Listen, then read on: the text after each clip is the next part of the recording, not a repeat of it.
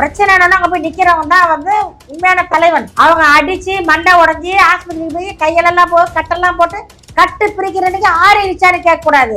அது வந்து கண்டனம் கிடையாது. அவங்க இறந்தாலும் இறந்தனைக்கு போய் நின்னாரா திருமாவளவன்? தமிழ்நாட்டுல குடிக்க தண்ணி இல்லாம மக்கள் அலையிறாங்க. மினரல் வாட்டர் தான் வாங்கி குடிக்கிறோம். வயலுக்கு இறைக்க தண்ணி இல்ல, ஆத்த தூர்வாரல, மழையை பாதுகாக்கல. அப்ப நீர் வளம் நில வளம் எல்லாம் பாதிக்கப்பட்டுருச்சு. இதை போல அவர் பேசுறார். வேறு பெத்த பேரு தாக நீல லேதா குடியிருக்க வீட்டை 50 வருஷமா இருக்க வீட்டை இடிக்கிற மனுஷனாடா நீங்கெல்லாம். மனுஷனா 50 வருஷம் 60 வருஷமா வாழ்ந்த வீடு, பிறந்த வீடு, வளர்ந்த வீடு தரமட்டமா ஆக்குறாயா? கேட்டா புறம்போகம் 50 வருஷமா குடியிருக்கும் போது தெரியலையா? சாராய கடையை மட்டும் திறந்து அதை மட்டும் சாராய ஓனர், அது மட்டும் ஒரு ஓனர். மாசத்துக்கு வந்து கோடி கோடியா சொத்து பாப்பாரு. தாலி அறுத்துக்கிட்டே இருக்கட்டும். எதுக்கு இப்போ மீட்டிங் போட்டுருக்காரு? 8000 பேர் ஒரு பூத் கமிட்டி போடுறது ரைட்டு. அதாவது சத்திரத்துல போட்டிருக்கலாம், திடல்ல போட்டாங்க ரைட்டு. பூத் கமிட்டில கருத்து சொன்னாரா? ஏதாவது தீவிரவாதி சுட்டு கொண்டிருக்கான் காஷ்மீர்ல, வாயை திறக்கலாம். அந்த மனுஷன் எவ்வளவு பெரிய பிரச்சனை தமிழ்நாட்டுல ஒரு பிரச்சனை எதுக்குமே வாய் திறக்காத விஜய் எப்ப அரசியல் பேசுவாரு? மக்களோட போறாரு, வெயில்ல நடக்கிறாருன்னு ஒரு கட்சி தலைவரும் வெந்து செத்து சுண்ணாம்பாயி ஜெயில் கைதியாகி செக் இழுத்து அவன் சவுக்கடி வாங்கி ஜெயில 6 மாசம் 1 வருஷம் 2 வருஷம் இருந்து சுதந்திர போராட்டத்துக்கு போராடி, இந்திய எதிர்ப்புக்கு போராடி, குடிநீருக்கு போராடி, ஆத்துக்கு மலைக்கு போராடி அவ்வளவு கஷ்டப்பட்டுதான் அரசியல்வாதி ஆகிறான். எம்ஜிஆர் வந்து யாரு கூட சேர்க்கிறீங்க? எம்ஜிஆர் கால தூசி போடுவாரா விஜய்? அவர் மகா மனிதன். அவர் ஏழையோட வாழ்ந்தவர். அவரு அவ்வளவு பேருக்கு வீடு கட்டி கொடுத்துருக்காரு, அவ்வளவு பேருக்கு சாப்பாடு போட்டிருக்காரு. யாரு கூட கொண்டு விஜய் சேர்க்கிறீங்க? நீ கோடி கூட சேர்த்து வச்சிருக்க விஜய் எங்க? எம்ஜிஆர் கூட யாரா கம்பேர் பண்ண? அந்த மாதிரி எம்ஜிஆர் கூட கம்பேர் பண்ண ரொம்ப டென்ஷன் ஆயிடுவேன்.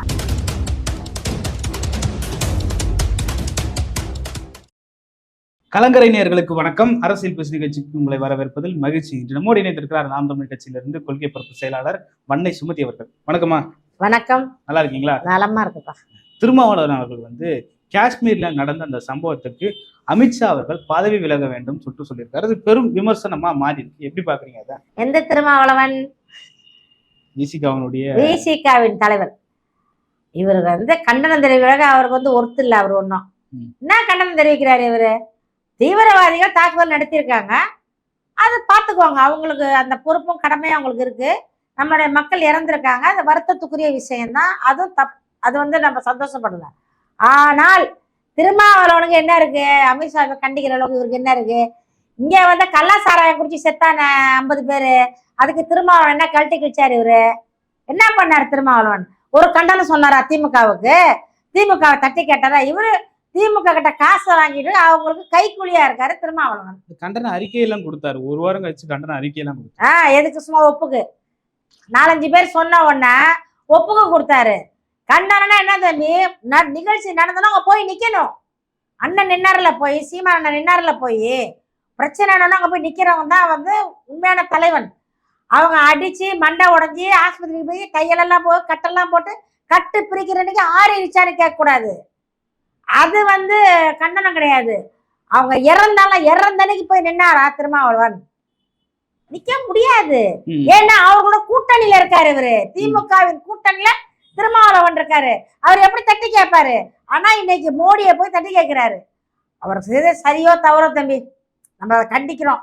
அதை தவறுதான். அது நாட்டின பாதுகாப்பை தவற விட்டது தவறுதான். அவருங்க நாட்டு மக்களுக்கு ஒரு பாதுகாப்பு இல்லாத ஒரு தீவிரவாதம் உள்ளே நுழையும் அளவுக்கு நம்ம ராணுவம் என்ன செய்யுது? யாரும் கேட்போம்ல.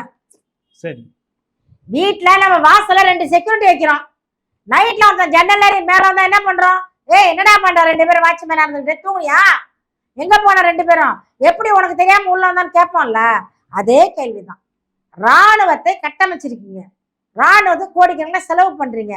இவ்வளவு கட்டமைத்த நீங்கள் தீவிரவாத செயலை செய்யறவங்க சும்மா வரல. அவங்க உள்ள வரும் பொழுது எப்படி வந்து நீங்க வந்து அவ்வளவு அசால்ட்டா இருப்பீங்க? உள்ள வந்து அவ்வளவு பொதுமக்கள், அது வந்து அந்த இடம் வந்து ரொம்ப கிரௌடான இடம். காஷ்மீருங்கிறது வந்து டூரிஸ்ட் பிளேஸ். அது டூரிஸ்ட் பிளேஸ், நிறைய கூட்டம் இருக்கும், நிறைய கடைகள் இருக்கும், மக்கள் இருக்குங்க இடம். அதுக்குள்ள பூந்து ஒருத்தன் காஷ்மீருக்குள்ள வந்திருக்கான்னு சொன்னா அப்போ உங்களுடைய அலட்சியத்தை காட்டுது. அது நம்ம இல்லைன்னு சொல்லலாம். ஆனால் திருமாவளவன் பேச தகுதி கிடையாது. திருமாவளவன் பேசக்கூடாது. கேட்க தகுதி கிடையாது. ஏன்னா இவர் இந்த 50 பேருக்கு பதில் சொல்லட்டும் ஃபர்ஸ்ட். அன்னன்னைக்கு பெண்கள் தாலி எடுத்துட்டு இருக்காங்களா, 2.5 லட்சம் பெண்கள் தாலி எடுத்திருக்காங்களா, அதுக்கு பதில் சொல்லுங்க. இல்ல அதுக்குமே அவர் வந்து சட்டம் ஒழுங்கு ஏதாவது பிரச்சனை வந்தா முதலாளா வந்து தோழமையா அவருடைய அறிக்கையை சுட்டி காட்டுறாரு. யாருக்கிட்ட தோழமையா? திமுகவுக்கு தோழமையா? ஏன் தம்பி திருமாவளவன் வந்து அங்க போய் நல்ல தோழமையா இருக்கிறாரு, திமுகவோட தோழமே இருக்கிறாரு. ஆனால் அவர் பின்னால நிக்கிற இளைஞர்கள் பாவம்ப்பா, பாவம்ப்பா. எல்லாரும் இளைஞர்கள்லாம் வாழ்க்கையை தொலைச்சிட்டு நிக்கிறாங்க. இன்னைக்கு திருமாவளவன்கிட்ட ஒரு 1000-2000 பேர் நிக்கிறாங்கன்னா ஒரு 50 பேருக்காச்சும் நீ சீட்டு வாங்கி கொடுக்கணும். ஒரு 50 எம்எல்ஏ, ஒரு 50 எம்பி, ஆனா ஒரு 25 எம்எல்ஏ, 25 எம்பி இதெல்லாம் வாங்கி கொடுக்கணும். நீ மட்டும் பதவியை வாங்கிட்டு, நீ மட்டும் சொகுசா பொட்டியை வாங்கிட்டு உட்காந்துக்கிட்டா உன்னை நம்பி வந்த இளைஞர்கள் உங்களோட சேர்ந்து கோஷம் போட்டுக்கிட்டு தான் இருக்காங்க. இல்ல 21ல 6 சீட்டு வாங்கினாங்க, அதுல 4 ஜெயிச்சிருக்காங்க. அவர் கூட இருந்தவங்களாம் இப்ப எம்எல்ஏவோ எம்பியாவோ ஒருத்தர் இருக்காருல்ல. எத்தனை எம்எல்ஏ? 4 எம்எல்ஏ இருக்காங்க. எம்பி ஒருத்தர் இருக்காரு. ஒரு எம்பி இருந்தா போதுமா? போதுமா ஒரு எம்பி? அப்ப நீங்க தனியா நில்லுங்க. கட்சியில சேர்ந்துட்டீங்க, கட்டிங் வாங்கிக்கோங்க, முழுசா மொத்தமா வாங்கி நீங்க ஆட்டையை போட்டுக்குவீங்க. அப்போ ஒரே ஒரு எம்பி தான் உங்கள்ட்ட தகுதி வாய்ந்த இளைஞர் இருக்காரா? திருமாவளவன் கட்சியில ஒரே ஒரு இளைஞர் தான் எம்பிக்கு தகுதியானவரா? 4 இளைஞர்கள் தான் எம்எல்ஏக்கு தகுதியானவர்களா? ஏன் நீங்க தனிச்சு நிக்கல? எல்லாருக்கும் கொடுங்க. படிப்படியா போவோம். இந்த முறை 20 டபுள் டிஜிட்ல கேட்போம்னா சொல்லியிருக்காரு. அதெல்லாம் சொல்லுவாருப்பா. அவங்க கொடுக்கவும் மாட்டாங்க, அவங்க வாங்கவும் மாட்டாங்க. இல்ல கூடுதலா அவர் என்ன சொன்னார், நான் திமுக கூட்டணியில நாங்க இருப்போம் இல்ல இருக்க மாட்டோம்னு சொல்றதுக்கு ஒரு நொடி ஆகாது, நான் கொள்கைக்காக சொல்ல மாட்டேன், ஒரு நொடி ஆகாது, ஆனால் நான் சொல்ல மாட்டேன். ஏனென்றால் எங்களுக்கு வந்து திமுக ரொம்ப முக்கியம். சில உதிரிகள்லாம் வந்து எங்களை விமர்சிக்கிறாங்கன்னு சொல்லியிருக்காரு. யாரு? சில உதிரிகள்லாம் எங்களை வந்து திமுக கூட்டணியோட நாங்க இருக்கிறோம்னு சொல்லிட்டு விமர்சிக்கிறாங்க. இருக்கட்டும், உதிரிகள் விமர்சிக்கிற நிலைமையில ஏன் இருக்கிறீங்க? அப்படியே ஜென்டல் மேல நடந்துக்கங்க, நேர்மையாளரா நடங்க. இப்ப நான் சொல்றது அம்மா சொல்றது கோபமா இருக்கும். நான் வந்து திருமாவளவனுக்கு எனக்கு வந்து பங்காளி சண்டை கிடையாது. அங்க இருக்க இளைஞர்களே சொந்தக்காரா இருக்கான், எங்க சொந்தக்கார பிள்ளை இருக்கான், படிப்பை இழந்து வேலையை விட்டு சுத்துறான், போய் அவன் வாழ்க்கை இழந்திருக்கான், அவன் கௌரவத்தை இழந்து சுத்துறான், ஊருக்குள்ள பொண்ணு கொடுக்கல அவனுக்கு.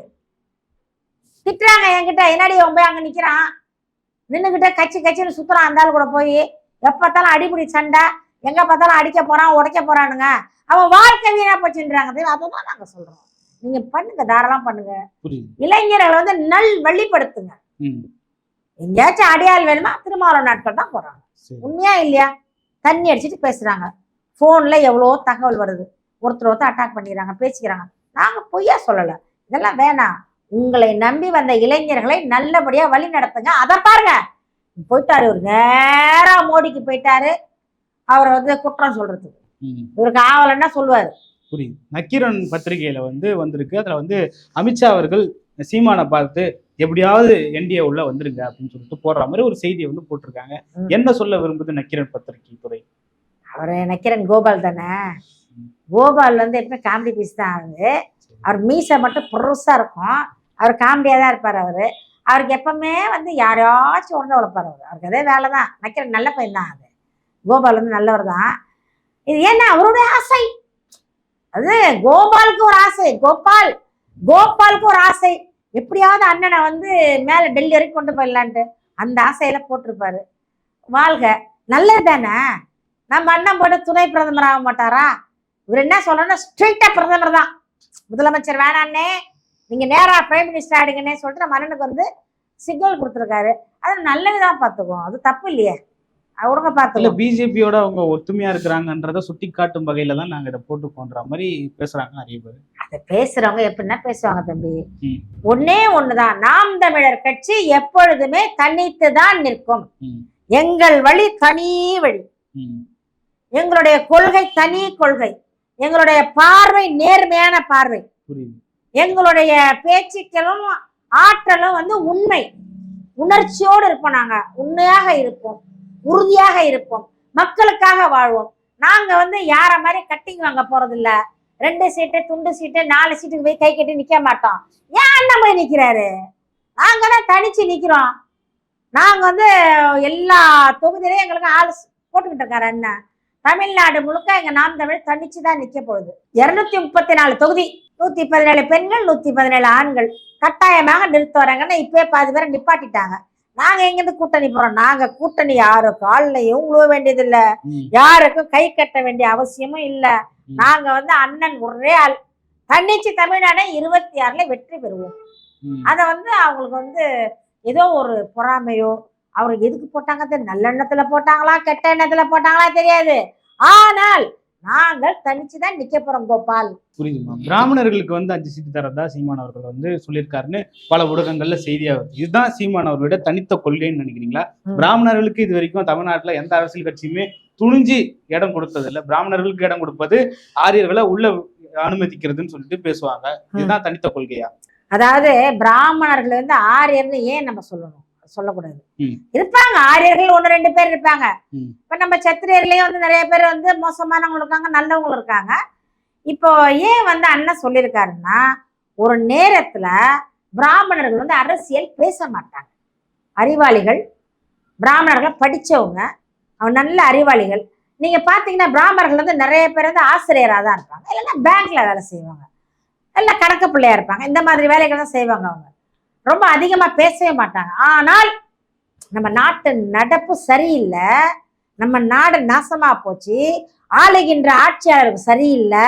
அப்போ பேசாமல் இருந்த பிராமணர்கள் அரசியல் பேச ஆரம்பிச்சிட்டாங்க. பாக்குறீங்களா? யூடியூப்ல எல்லாம் பாருங்க, பிராமணர்கள் அரசியல் பேசுறாங்க. அப்போ அப்போ அவங்களுக்கு அந்த விழிப்புணர்வு தேவைப்படுது.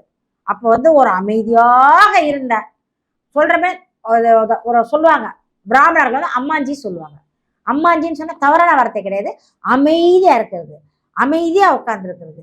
எவ்வளவு பிரச்சனை நடந்தாலும் காதுல கேட்க மாட்டாங்க, என்ன நடந்தாலும் உத்து பார்க்க மாட்டாங்க. அவர்களுக்கு பிடிக்காது இதெல்லாம். அவர்கள் உண்டு, அவர்கள் வழி உண்டுன்னு போயிட்டு இருப்பாங்க. அப்படியாப்பட்ட பிராமணர்களையும் கோபப்பட வைத்து விட்டது இந்த தமிழ்நாடு அரசாங்கம். நடக்கிற அநியாயம், அட்டுழியம், ஊழல், லஞ்சம், இந்த பாலியல், கற்பழிப்பு, இதையெல்லாம் பார்த்து கொந்தளிச்சு நிறைய பிராமணர்கள் இப்ப அரசியல் பேச ஆரம்பிச்சுட்டாங்க. அதை எங்க அண்ணன் வரவேற்கிறாரு. நல்ல விஷயம், தவறுன்னு சொல்ல மாட்டோம். வரட்டும், படிச்சவங்க வரணும், படிச்ச பிராமணர்கள் வரணும். நம்மளோட அதிகமா பொதுமக்களை பாக்குறாங்க, நம்மள நிறைய மக்களை சந்திக்கிறாங்க, அவங்க நிறைய அறிவு சார்ந்த விஷயங்கள் தெரியும், அவர்கள் வரட்டும். இல்ல பிஜேபி தான் எப்பவுமே இதை செய்யும், இப்ப நாம் தமிழர் இதை செய்யுதுன்னு சொல்லிட்டு பேசுறாங்க. பிஜேபி செய்யுதுன்னா அவங்க காலங்காலமா செஞ்சுக்கிட்டு இருப்பாங்க, அது வேற. இப்ப நாங்க என்ன நினைக்கிறோம், நாங்க நாம் தமிழர் தம்பி அனைத்து ஜாதி ஒன்றுதான். நாங்க பிரிச்சு பார்க்கல. நீ கோனாரு, நீ வன்னியரு, நீ தேவரு, நீ கல்லரு, நீ மறவரு, நீ பறையரு, நீ ஆசாரி, நான் பிரிக்கல. நீங்க முஸ்லீம், நீங்க கிறிஸ்டின், நாங்க பிரிக்கல. அப்ப ஏன் பிராமணர்கள் தனித்து விடப்படணும்? அவர்களும் நமக்குள்ள வரணும், அவர்களும் நாம் தமிழர்கள் தான், அவர்களும் தமிழர்கள் தான். அதனால நாங்க அரவணைச்சு, நாங்க பிராமணர்களாக பார்க்கவில்லை, நாங்கள் அவர்களை தமிழர்களாக பார்க்கிறோம், அவர்களை தமிழர்களாக ஏற்றுக்கொள்கிறோம். அப்ப நாம் தமிழர்களாக பயணிக்கும் பொழுது அவர்களுக்கும் எங்கள் மீது பாசம் வரும், எங்களுக்கும் அவர்கள் மீது பாசம் வரும், சகோதரத்துவமாக இருப்போம். அதனால ஐயருக்கு ஏன் கொடுக்குறாங்க, பிராமணிக்கு ஏன் கொடுக்குறாங்க? கொடுப்பான், அண்ணன் கொடுப்பாரியா? எங்க அண்ணன் சீமானாதான் எதையும் செய்வார், சொல்றதையும் செய்வாரு, சொல்லாததையும் செய்வார். எங்க அண்ணன் எதையுமே தன்னிச்சு நிக்கிறவரு. பிராமணர்கள்னா பிஜேபி தான், பிராமணர்கள்னா RSS தான். RSS கைக்கூலிம்பாங்க, பிராமணர்கள்பாங்க, உடனே பிஜேபிம்பாங்க. இல்லை, அவர்களும் தமிழர்கள் தான், எங்களோட தான் வாழ்றாங்க. அப்ப நாம் தமிழர்களாக நாங்கள் பிராமணர்களையும் அவர்களையும் எங்களோடு இணைத்து கொண்டு நாங்கள் தமிழர்களாக ஒன்று கூடுகிறோம். இதைதான் அண்ணன் சொல்றாரு. இதுல இவங்க ஒரு புதுசா ஒரு கதையை திருப்பாங்க, இவங்க அப்படியே திருப்பாங்க, விளக்கு தெரியுமா திருப்பாங்க. உண்மை என்னன்னா அவர்களும் தமிழர்கள், நான் தமிழராக பயணிப்போம், அவ்வளவுதான். புரியுது. தெலுங்கர்கள் அனைத்து இந்திய தெலுங்கர் மாநாடுன்னு சொல்லிட்டு ஒரு மாநாட்டை ஒருங்கிணைச்சு சீமானுக்கு எதிரான கண்டன மாநாடா அது இருக்கும்னு சொல்லிட்டு சொல்றாங்க. யூடியூப் மேடைகள் எல்லா இடத்துலயுமே தெலுங்கர்களை இழிவுபடுத்தும் வகையிலும் தெலுங்கர்களை வெளியேறுங்கன்னு சொல்லும் வகையிலும் சீமான் தொடர்ந்து பேசிட்டு வராது. அவருடைய ஆதரவாளர்களும் அதையே பேசுறாங்க. அதனால அதை கண்டிச்சு நாங்க ஒரு ஆர்ப்பாட்டத்தை நடத்துவோம்னு சொல்லிட்டு அவங்க சொல்லியிருக்காங்க. ஆமா, தெலுங்கர்கள்னு தமிழ்நாட்டில வாழுகிற தெலுங்கர்களை யாரும் நாங்கள் தெலுங்கர்கள் என்று சொல்லவில்லை. நாங்களும் தெலுங்கர்களும் ஒன்றுதான், பக்கத்து வீடு தான், நாங்களும் உறவினர் போலதான் வாழ்ந்துட்டு இருக்கோம். தெலுங்கர்னு சொன்னது யாருன்னு கேட்டாக்கா கருணாநிதியை சொன்னார் அவர். இவர் வந்து வந்தேரின்னு எல்லாம் சொன்னோம், இவர்கள் தான் வந்தேறினார்கள், இவர்கள் வந்தார்கள். தெலுங்கர்கள் எல்லாமே பார்த்தீங்கன்னா நீங்கள் திமுக பார்த்து நிறைய பேர் தெலுங்கர்கள் தான் இருப்பாங்க. அவர்கள் பூரா அந்த கட்சி அப்படியே ஆக்கிரமிப்பு பண்ணிட்டாங்க, ஆக்டோபஸ் மாதிரி. அதைத்தான் நான் என்ன சொன்னார், நாங்கள் தமிழர்கள், இது தமிழ்நாடு, தமிழ்நாட்டில் தமிழர்கள் தான் ஆட்சி செய்யணும், தமிழர்கள் தான் அதிகாரத்தில் இருக்கணும், தமிழர்கள் தான் வந்து இந்த நாட்டை ஆளணும், எங்கிருந்தா வந்து தெலுங்கர்களுக்கு ஆள உரிமையை விட்டு கொடுக்க மாட்டோம்னு அண்ணன் சொல்றாரு. இதை எப்படி நாங்க வந்து சொன்னது வந்து ஆளும் கட்சியை அவங்களால எதிர்க்க முடியாது. ஏன்னா அவங்கள்ட்ட வந்து இந்த நல்லக்கை நொல்லக்கை வல்லக்கை எல்லாம் இருக்கும். அவங்கள்ட்ட கொஞ்சம் காசை விட்டறிஞ்சு எல்லாரையும் ஒன்று சேர்த்து அவர்கள் தெலுங்கர்கள், ஏன்னா இவங்களை சேர்க்காம எந்த தெலுங்கரை வந்து அண்ணன் திட்டினாரு தம்பி? தெலுங்கர்களை நாங்கள் யாரும் திட்டலையே. தெலுங்கர்களையும் அண்ணன் தம்பி எங்களுக்கு தெலுங்கர்கள் இருக்காங்கல்ல, நாம் தமிழில் இருக்காங்க, தெலுங்கர்கள் இருக்கிறாங்க, தெலுங்கர்கள் பயணிக்கிறாங்க. சமீபத்துல கூட வந்து ஸ்டாலின் அவர்கள் வந்து தாக நீல நேதுன்னு சொல்லிட்டு பேசணும் விமர்சிச்சு பேசியிருந்தாருன்னு சொல்றாங்க. ஆமா, அவருக்கு வந்து பழமொழி வந்து தமிழ்ல வரல, பேரு பெத்த பேரு நீரு தாக லேது, தாகத்துக்கு நீர் இல்ல, பேரு மட்டும் பெருசு, ஆனா குடிக்க பச்சை தண்ணி இல்லைன்னாரு. அதுதான் தமிழ்நாட்டு நிலைமைன்னு அவர் சொன்னாரு. அது தமிழ்ல சொன்னா எங்க மக்களுக்கு புரிஞ்சுன்னா தெலுங்குல சொல்லிட்டாரு. சொந்த பாஷையில தானே பழமொழி வருது தம்பி. இப்போ எனக்கு அதை விமர்சிக்க வேண்டிய அவசியம் இருக்கு. அது எப்படி இந்த பழமொழி சொல்ல வேண்டிய அவசியம் என்ன? தமிழ்நாட்டுல குடிக்க தண்ணி இல்லாம மக்கள் அலையிறாங்க, மினரல் வாட்டர் தான் வாங்கி குடிக்கிறோம், வயலுக்கு இறைக்க தண்ணி இல்லை, ஆத்த தூர்வாரல, மழையை பாதுகாக்கல, அப்ப நீர் வளம் நில வளம் எல்லாம் பாதிக்கப்பட்டுருச்சு. இதை போல அவர் பேசுறாரு. பேரு பெத்த பேரு தாக நீலு லேதா அப்படின்ட்டாரு. அப்ப பேரு பெத்த பேர திராவிட மாடல் என்றால் பெரிய பேரு, ஆனால் மக்களுக்கு கொடுக்க குடிக்க தண்ணி இல்லையே அப்படின்ட்டாரு. அததான் எங்க அண்ணன் சொன்னாரு. ஏன் அவர் தெலுங்குல சொன்னாரு, தமிழ்ல சொன்னா மக்களுக்கு புரிஞ்சிருக்குமே அப்படின்னு சொன்னார்.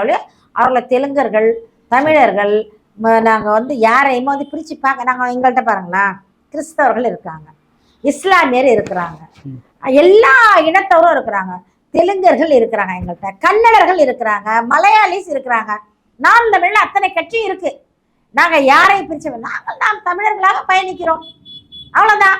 இதுல வந்து தெலுங்கர்கள் நாங்க யாரையும் குறைச்சி சொல்லல, தெலுங்கு பேசாதீங்கன்னு சொல்லல, தெலுங்கர்கள் எதிரின்னு சொல்லல, பங்காளி சொல்ல, வாங்க வாழுங்கள், ஆளுவது நாங்களாக இருக்கணும். நல்லா புரிஞ்சுக்குங்க, வாழுவது நீங்களாக இருங்க, எங்க வேணா வாழுங்க இருங்க, ஆனால் இந்த நாட்டை ஆளுவது தமிழர்களாக இருக்க வேண்டும். ஏனென்றால் இது தமிழ்நாடு, இது தமிழ் மண் அப்படின்னு தமிழை வந்து ஆட்சி செஞ்சாதான் தம்பி ஒரு மனிதனோட அருமை புரியும், மனிதனோட அருமை புரியும், நம்ம வயலோட அருமை புரியும். இப்போ ஸ்டாலினுக்கு என்ன தெரியும், வயல்லாம் என்னன்னு தெரியுமா, வரப்புன்னா என்னன்னு தெரியுமா, நெல்லுன்னா என்னன்னு தெரியுமா ஸ்டாலினுக்கு, உதயநிதிக்கு தெரியுமா, ஆறுனா என்னன்னு தெரியுமா, அதை எப்படி நீச்சல் அடிக்கிறேன்னு தெரியுமா, தெரியாது. அப்ப அதெல்லாம் தெரிஞ்சவன் இருந்தாதான் அதை பராமரிக்க முடியும். வயலை பற்றி தெரிஞ்சவன் இருந்தாதான் வயலை பராமரிக்க முடியும். ஆத்தை பற்றி பராமரிக்க தெரிஞ்சாதான் ஐயோ மீன் இருக்குமே, ஆறு இருந்தா நீச்சல் அடிக்கலாமே, இங்கிருந்து அங்க போட்டு உள்ளாம, இங்க இருந்து அங்க போய் துணி துவைக்கலாமே, குளிக்கலாமே, வயலுக்கு நீர் பாய்ச்சலாமே, தோட்டத்துக்கு நீர் பாய்ச்சலாமே, அத புரிந்துணர்வு இருந்தால்தான் அந்த ஆறை காப்பாற்ற யாருக்கு இருக்கு, எங்களுக்கு இருக்கு. அது இல்லாததுனால தான் எல்லாத்தையும் விட்டுட்டாங்க. என்ன தம்பி இருக்கு தமிழ்நாட்டுல? ஸ்டாலின் முதலமைச்சரா இருக்கிறார், ரைட்டு, என்ன இருக்கு தமிழ்நாட்டுல? திங்க சோறு இருக்கா, குடிக்க தண்ணி இருக்கா, படிக்க நல்ல பள்ளிக்கூடம் இருக்கா, படுத்து வைத்தியம் நல்ல மருத்துவமனை இருக்கா, என்ன இருக்கு? இருக்கு இருக்கு வசதி இருக்கா, பள்ளிக்கூடம் இருக்கு, மேல கூரை இருக்கா, பாத்ரூம் இருக்கா, குழாவுல தண்ணி வருதா, பள்ளிக்கூடம்னு போர்டு போட்டா பத்தாதப்பு, போர்டு போட்டா சீனி சக்கரை சித்தமான போர்டு போட்டா பத்தாது, பள்ளிக்கூடம் ரைட்டு, பள்ளிக்கூடத்துல உள்ளது இருக்கா, இல்லை, மருத்துவமனை, மருத்துவர் இருக்காரா, செவிலியர் இருக்காங்களா, போதிய மருந்து இருக்கா, வைத்தியம் பாக்குறாங்களா, உயிர் பிழைச்சி வெளியில வர்றாரா, நம்பி போறோமா, அரசாங்க மருத்துவம் நம்பி போறோமா, ஏதோ முடியாம அவசரத்துக்கு ஓடினாதான் போறது இல்லை, என்ன பயம். அது என்ன சொல்றோம், தரமா இல்ல, தரம் இல்லை. அது யாருக்கு பொறுப்பு? 75 ஆண்டு காலமா ஆண்டு கொண்டிருக்கும் திராவிட மாடல் கட்சி என்ன பண்ணுச்சு? சுண்ணாம்பு அடிச்சா பத்தாது, பெயிண்ட் அடிச்சா பத்தாது, கலர் கலரா கலைஞர் கருணாநிதினு போர்டு வச்சா பத்தாது, போட்டுக்கு பின்னாடியே அடிக்கிற ஆணி எங்க இறங்கி இருக்குன்னு பார்க்கணும். அடிக்கிற ஆணி பூரா எங்க நெத்தியில இறங்குது. போர்டுல அடிக்கிறீங்கள, அந்த ஆணி பூரா எங்க நெத்தியில அடிக்குது. நாங்க நல்ல இல்ல, பிள்ளைங்களுக்கு பாதுகாப்பு, அந்த பாதுகாப்பு கொடுத்தீங்களா? 3 வயசு பிள்ளைய கெடுக்கிறான், கூட்டு பாலியல் பண்றான், அவங்களுக்கு என்ன பண்றீங்க? பஸ்ல வந்து ஓட்ட பஸ் தண்ணி ஒழுவுது, அதை சரி பண்ணல. பஸ் பாட்டுக்கு போயிருக்கு, படிக்காட்டுக்கு போய் பின்னாடி படி மட்டும் பின்னாடி போயிடுச்சு, பஸ் முன்னாடி போகுது. அதை பாருங்க, அதை பார்க்கலாம். இதெல்லாம் வந்து ஒரு அவலம் தானே. நாங்க வந்து இதெல்லாம் ஸ்டாலின் பார்க்க முடியாது. அமைச்சர்கள் வச்சிருக்கீங்கல்ல, ஒரு துறைக்கும் ஒரு அமைச்சர், போக்குவரத்து அமைச்சர் அவர் பாட்டு போக்கு காட்டி போயிடுறாரு. விவசாய அமைச்சர் அவர் அப்படியே உழுதடிச்சு தூங்கிடுறாரு. இவங்கெல்லாம் ஒரு அமைச்சர் அவங்க பார்க்கணும், ஒரு துறை அதை பார்க்கணும். எல்லாம் பணத்தை பார்ப்போம், நாங்க பார்ப்போம், பார்த்துக்கிட்டு தான் இருக்கோம். நான் என்னத்தை பார்க்குறீங்க? பணத்தை எவ்வளோ சேர்க்க முடியும் பார்ப்போம், எவ்வளோ கமிஷன் வரும்னு பார்ப்போம், எவ்வளோ கட்டிங் அடிக்கலான்னு பார்ப்போம், எவ்வளோ ஒதுக்குவோன்னு பார்ப்போம், எவ்வளோ பதுக்குவோன்னு பார்ப்போம். இல்லை, மக்களை பார்க்கணும், மக்களை பார்க்கணும். ஒரு மாதிரி கல்வித்துறை அமைச்சரா பள்ளிக்கூடம் எப்படி இருக்கு? இதுதான் எப்பா வந்து ஒரு ஆள் தமிழ்நாடு முழுக்க சுத்த போறது இல்லை. ஒன்று புரிஞ்சுக்கோங்க, தமிழ்நாடு முழுக்க ஒரு மந்திரி சுத்த போறது இல்லை. ஒரு மாவட்டத்துக்கும் அந்தந்த பகுதிக்கும் அந்த தொகுதிக்கும் ஒரு பொறுப்பாளர்கள் போட்டிருக்கீங்க இல்லையா? ஏன் ஒரே ஒரு வாட்ஸ்அப் எல்லா ஊர்லயுமே பள்ளிக்கூடத்தை பாருங்க, என்னென்ன குறைகள் உடனே அனுப்புங்க, அனுப்பி என்னென்ன செய்யணும் அதை செய்யுங்க. எவ்வளவு செலவாகுது என்கிட்ட சொல்லுங்க, நான் செட்டில்மெண்ட் பண்றேன்னு சொன்னா முடிஞ்சு போச்சு. ஒரே நாள் கார் எடுத்தாருன்னா தமிழ்நாடு முழுக்க சுத்தி வந்துடலாம், 24 மணி நேரத்துல தீர்த்து வச்சிடலாம். ஏன் தீர்க்க மாட்டீங்க?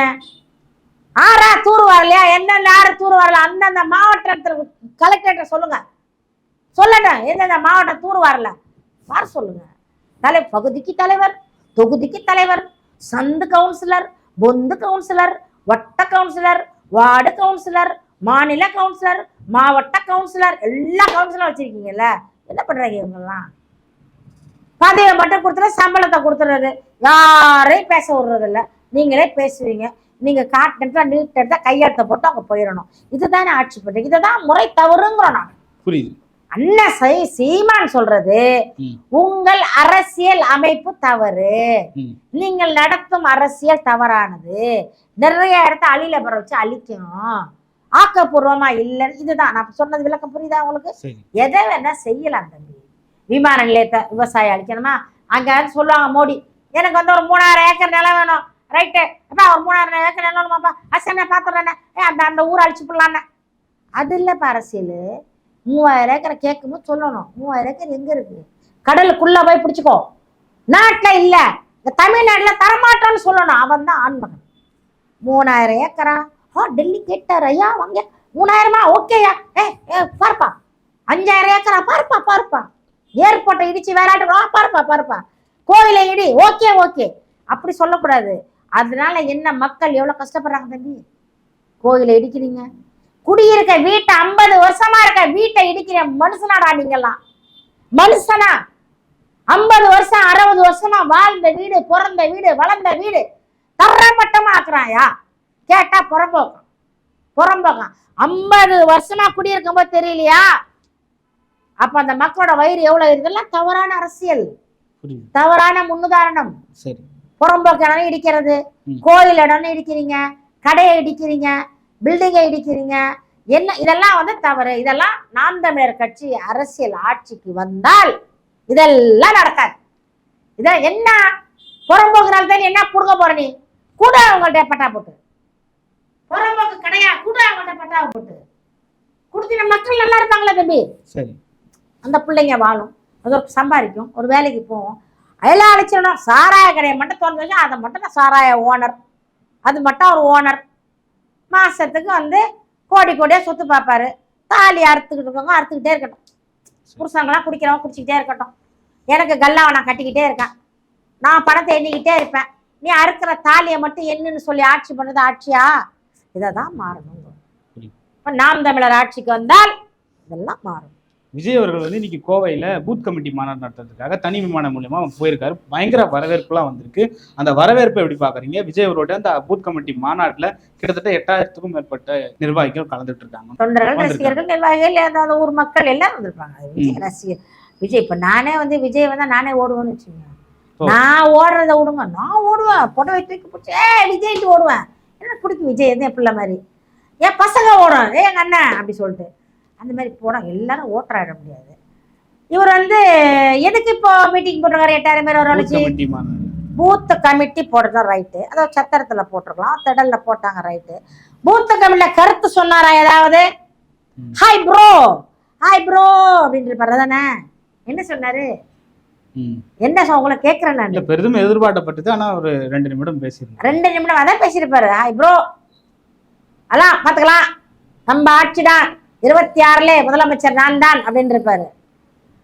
காஷ்மீர்ல வந்து குண்டு வெடிச்சுத தீவிரவாதிகள் உள்ள வந்து நுழைஞ்சாங்களே, உண்மையிலேயே அரசியல்வாதி ஆகி விட்டாரா? இனிமேல் தான் விஜய் ஆக போகுது. எனக்கு வந்து விஜய் மேல எந்த கோவமும் எதுவும் கிடையாது. விஜய் என் பிள்ளை தான். நான் அது படம்லாம் எல்லா படமும் பார்ப்பேன். எங்க வீட்டுல பிள்ளைங்க எல்லாரும் பார்ப்போம். நான் அதெல்லாம் குறை சொல்ல. நடிகராக இருந்த வரை விஜயை எனக்கு பிடிக்கும். அரசியல்வாதி ஆன பிற்பாடு உண்மையிலே அரசியல்வாதியாக இருந்தால் எனக்கு அதுவும் பிடிக்கும். ஆனால் அவர் என்ன பண்றாருன்னா, யாரோ சொல்லி கொடுத்து, யாரோ செய்ய சொல்லி, யாருக்காகவோ அவர் ஓடுறது போலவே இருக்கு. பார்க்க தெரியுது நல்லா. இப்போ உண்மையிலே ஓட்ட பந்தயத்துல ஓடுறவனுக்கும் ஒப்புக்கு ஓடுறவனுக்கும் வித்தியாசம் தெரியும். பார்க்கும் போதே தெரியும். பார்த்தியா காலப்படம் எப்படி ஓடுறான் பாரு ஸ்பீடா. இவனை பத்தியா அவன் எப்படி மாடு மாதிரி இருக்கான், எப்படி கடைசியா ஓடுறான் பாரு. அவன் விட்டு கொடுக்குறான்டி சொல்லுவான்ல, விட்டு கொடுக்குறாரு. கூட்டத்தை மட்டும் சேர்த்து கொண்டு ஸ்லோவா ஓடுறாரு. ஒரு உண்மையான அரசியல்வாதியா இருந்தா என்ன பண்ணிருக்கணும்? எவ்வளவு பிரச்சனை நடக்குது தமிழ்நாட்டுல, எதை பத்தியாச்சும் பேசுறாராப்பா? ஒரு தடவை வர்றாரு, ஓடுறாரு, கொடியை பிடிக்க போட்டுக்கிறாரு, திருப்பி கொடியை கொடுக்குறாரு. ஒரு ஷோ முடிஞ்சிச்சு, இன்னொரு ஷோவுக்கு வர்றாரு, வந்து அப்படியே மேலே டாட்டா பாய் பாயின்ட்டு போறாரு. ராகுல் காந்தி சொல்றாரு டாட்டா பாய் பாய் பாரு, அந்த மாதிரி டாட்டா பாய் பாய் சொல்லிட்டு போற மாதிரி காட்டிட்டு போயிடுறாரு. இன்னைக்கு என்ன பண்ணிருக்காரு? நேற்று வந்து 2 நிமிஷம் பேசிட்டு போயிருக்காரு. அப்போ அந்த அவர்களோட வந்து எப்போ வந்து கலந்து வாசிப்பாரு? அவரோட கட்சி கொள்கை என்ன, அவருடைய கருத்து என்ன, இளைஞர்களுக்கு அவர் சொல்ல வருவது என்ன, இளைஞர்கள் எப்படி வழி நடக்கணும், எப்படி வழி நடத்துவார், இளைஞர்கள் வந்து இந்த நாட்டுக்கு என்ன செய்வார்கள், தாவேகா கட்சி தமிழ்நாட்டுக்கு என்ன செய்யும், இதெல்லாம் பேசணும். எதையும் பேசுறது இல்லை. நேரா அந்த டைரக்ட் நேரா சிஎம் தான். அந்த ஒரு படத்துல சொல்லுவார்ல, நேரா இது துணை நடிகர் நோ நோ நோ நோ இல்ல அவர் யார் வந்தாலும் நான் கூட்டணியில உங்களுக்கு பங்கு தரேன், ஆட்சியில பங்கு தரேன், அதிகாரத்துல பங்கு தரேன்லாம் சொல்லிட்டாரு. யார் அவரா? அவர் தர்றாராமா? பெரிய ஆள் வந்தா கூட தருவாரு. ஆமா, அவரு பெரிய ஆளுப்பா. அவரு பெரிய ஆளு, காசு நிறைய இருக்கு. அவரு வந்து கட்டிங் கொடுப்பாரு, அவரு வீட்டுல ஆளை சேர்த்துக்குவாரு. அவரு பெரிய ஆளு, சம்பாரிச்சு கோடி கோடியா வச்சிருக்காரு. காரணம் நாங்க தான் டிக்கெட்டை கொடுத்து படம் பார்த்தோம். தமிழ்நாட்டு மக்கள் காசு தான் அங்க இருக்கு. அந்த மக்களுக்கு தான் நான் நல்லா செய்ய போறேன். எப்போ செய்வாரு? அது எல்லாருக்கும் இவரு பங்கீடு கொடுத்துட்டு தீவிரவாதி சுட்டு கொண்டிருக்கான். காஷ்மீர்ல வாயை திறக்கலாம் அந்த மனுஷன். எவ்வளவு பெரிய பிரச்சனை தமிழ்நாட்டுல, ஒரு பிரச்சனை நடந்தது, எதுக்குமே வாய் திறக்காத விஜய் எப்ப அரசியல் பேசுவாரு? அவர் ஒன்றும் குழந்தை இல்லையே, அவருக்கு ஒன்றும் 16 வயசு 18 வயசு இல்லையே. அவர் எல்லா படத்துலையும் நடிச்சு எல்லா அவார்டையும் வாங்கி நிறைய ஹீரோயினியோட நடிச்சு நிறைய டைரக்டர்களை பார்த்து பழக்கப்பட்டவர் தான். அமைதியான டைப்பு, படக்குன்னு பேச மாட்டாரு. அவ்வளோதானால சிந்திச்சு பேசுவார்ல, தெரியும்ல. பேசணும். அரசியல்ங்கிறது வந்து பெரிய கடல், பெரிய சமுத்திரம். அதில் நீந்தி வர்றது ரொம்ப கஷ்டம். சீமானண்ணன் பார்த்தீங்கன்னா 20 வருஷமா நீந்துறாரா? அண்ணன் எத்தனை வருஷம் ஆச்சு வந்து நீந்தி வர முடியல.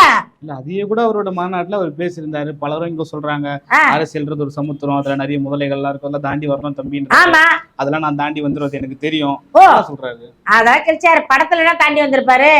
வீட்டுல அப்படியே இப்போ வயசுக்கு வந்த பொண்ணு மாதிரி பொத்தி வச்ச மேகலை மாதிரி உள்ளே இருந்து கார்ல ஏறுவாரு. கார்ல ஷூட்டிங் பாட் போவாரு.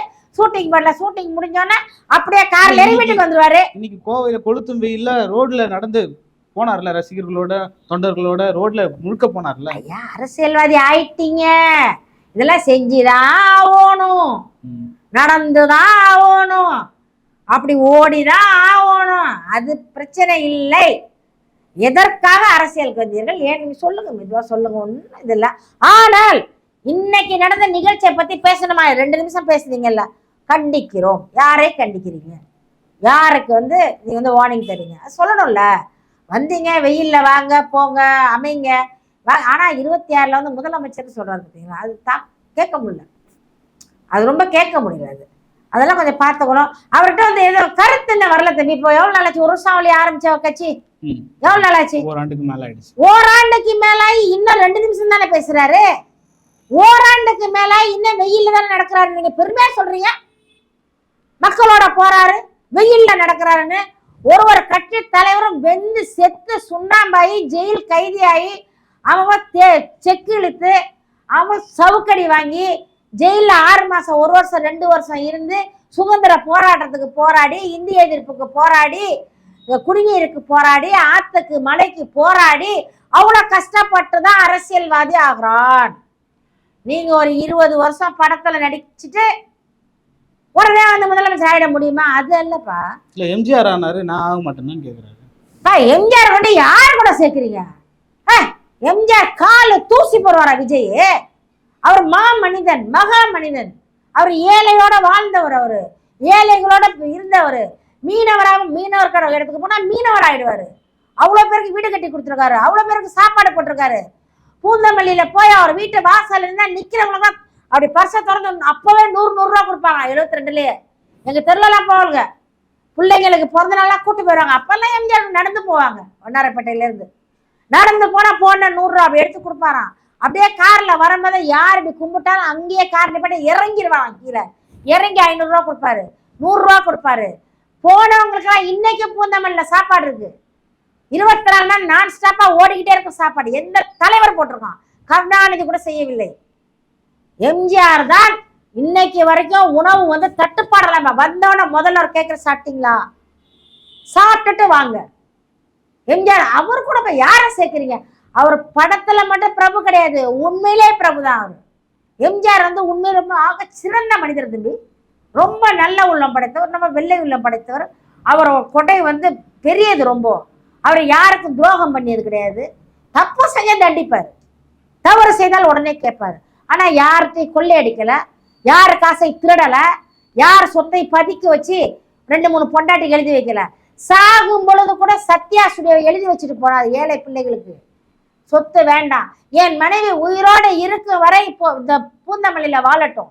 என் மனைவி இறந்தவுடன் அங்க காது கேளாமல் கண்ணு தெரியாத பிள்ளைங்களுக்கு ஸ்கூலா கொடுங்க எழுதி கொடுத்துட்டு போனவர் எம்ஜிஆர். எந்த சொத்தை எடுத்துட்டு போல அவரு, யாருக்கும் சொத்து கொடுக்கல. அவருக்கு எந்த பிள்ளையும் இல்ல. அவரோட அண்ணன் இருந்த சக்கரபாணி, அவர்களுக்கு கூட ஒரு வாரிசுக்கு ஒரு பதவி கொடுக்கல, ஒரு பணம் கொடுக்கல. யாரு கூட கொண்டு விஜய் சேர்க்கிறீங்க? நீ கோடி கூட சேர்த்து வச்சிருக்க விஜய் எங்க? எம்ஜிஆர் கூட யார கம்பேர் பண்ண? அந்த மாதிரி எம்ஜிஆர் கூட கம்பேர் பண்ண நான் ரொம்ப டென்ஷன் ஆயிடுவேன். நான்லாம் எம்ஜிஆரோட ரசிகை. நான்லாம் யாரு கூட எம்ஜிஆர் கூட யார் சார் வேணா விஜயகாந்த ஒரு பங்கு சேர்க்கலாம், எம்ஜிஆருக்கு பக்கத்துல வேணா வைக்கலாமே. எம்ஜிஆர் ஆக முடியாது, கருணாநிதி ஆகவே முடியாது. எம்ஜிஆர் கருணாநிதி கடைசியில வருவாருன்னா அவர் செய்யாத அநியாயம் அட்டுழியம் எல்லாமே செஞ்சிருக்காரு கருணாநிதி. விஜய் எம்ஜிஆர் மாதிரியா? இன்னொரு எம்ஜிஆர் ஆமா போ சொல்லுங்க. நடப்பு கால அரசியல் குறித்து விவாதத்துக்கு நன்றி. மற்றும் ஒரு காலம் சந்திப்போம். நன்றி. நன்றி, வணக்கம்.